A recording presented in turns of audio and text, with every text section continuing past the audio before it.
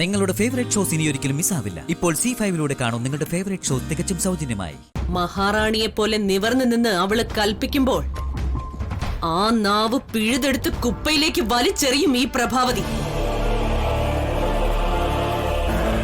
എന്നെ തോൽപ്പിക്കണമെങ്കിൽ അവൾ ഇനിയും 7 ജന്മമെടുത്ത് ജനിച്ചു വരണം. ആന്റിക്ക് ഡയലോഗ് മാത്രമേ അറിയൂ. അത് ചെയ്യും ഇത് ചെയ്യും മൂക്കി വലിച്ച് കേറ്റിക്കളയുന്നൊക്കെ നല്ല ഉഷിരോടെ പറയും. ഫലവോ വട്ടപൂജ്യം. മിണ്ടാപ്പൂച്ച കലൊടക്കുന്നൊക്കെ പറയുന്ന പോലെ അവള് നൈസായിട്ട് അവൾ ഉദ്ദേശിക്കുന്നിടത്ത് കാര്യങ്ങൾ എത്തിക്കുകയും ചെയ്യും. മരിച്ചുപോയ ഗായത്രിയുടെ സാരിയും ഉരുപ്പടികളും ഇട്ടുകൊടുത്ത് പാർവതിയെ നിർത്താന്ന് പറഞ്ഞ അങ്കിള് പറഞ്ഞതുപോലെ അതൊരധികാര കൈമാറ്റം തന്നെ ആന്റി. വിശാലിന്റെ അമ്മയ്ക്കുണ്ടായിരുന്ന അധികാരവും പണവും വിശാലിന്റെ താലിയും കഴുത്തിലിട്ട് നടക്കുന്ന ആ പാർവതിക്ക് കൈമാറുന്നു. അതൊരു പ്രഖ്യാപനം തന്നെയാ. പാർവതിയേക്കാൾ താഴെയാണ് ഇവിടെയുള്ള ബാക്കി എല്ലാവരും എന്നുള്ള പ്രഖ്യാപനം. നിങ്ങൾ രണ്ടുപേരും വെറുതെ ഇങ്ങനെ കാട് കയറി ചിന്തിക്കുന്ന എന്തിനാ? അതാ എനിക്ക് മനസ്സിലാവാത്തത്. പാർവതിയെ ഗായത്രി ആക്കണമെന്നുള്ളത് രാധികയുടെ ഐഡിയയാണ്.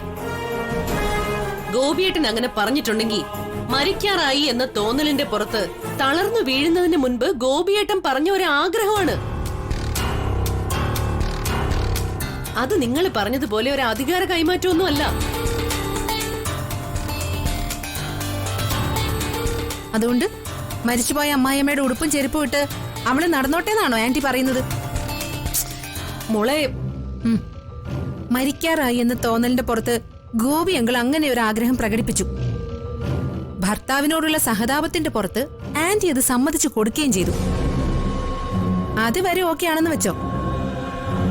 പക്ഷേ ഇനി അതായിരിക്കും അവളുടെ സ്ഥിരമായിട്ടുള്ള വേഷമെന്ന് വിശാല് പറഞ്ഞ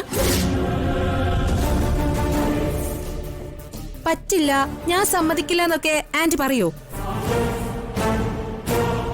ഇനി ആന്റി അഥവാ അങ്ങനെ പറഞ്ഞാൽ തന്നെ വിശാൽ അങ്ങനെ ആഗ്രഹിക്കാൻ പാടില്ല എന്ന് പറയാൻ ആന്റിക്ക് എന്ത് അവകാശമെന്ന് അച്ഛമ്മയും രാധിക ആന്റിയും ഗാർഗിയും ഒക്കെ ചോദിച്ചാ ആന്റിക്ക് എന്ത് മറുപടി പറയാൻ പറ്റും? അതിന്റെ പിറകില് ഒരു ഗൂഢാലോചനയുണ്ട് ആന്റി. എല്ലാവരും ചേർന്ന് നടത്തുന്ന ഗൂഢാലോചന. പെട്ടെന്നൊരു തീരുമാനം എടുത്തില്ലെങ്കിൽ ആന്റി തോറ്റുപോകും. ആന്റി തോറ്റ ഞങ്ങളും തോറ്റു എന്ന അർത്ഥം. മതി, നിർത്ത്.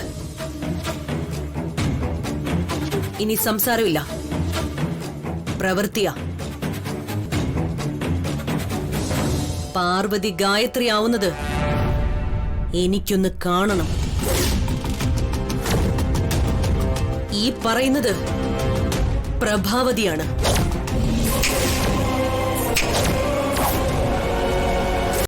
ഡൗൺലോഡ് ചെയ്യൂ C5 ആപ്പ്. കാണൂ എല്ലാ എപ്പിസോഡുകളും സൗജന്യമായി.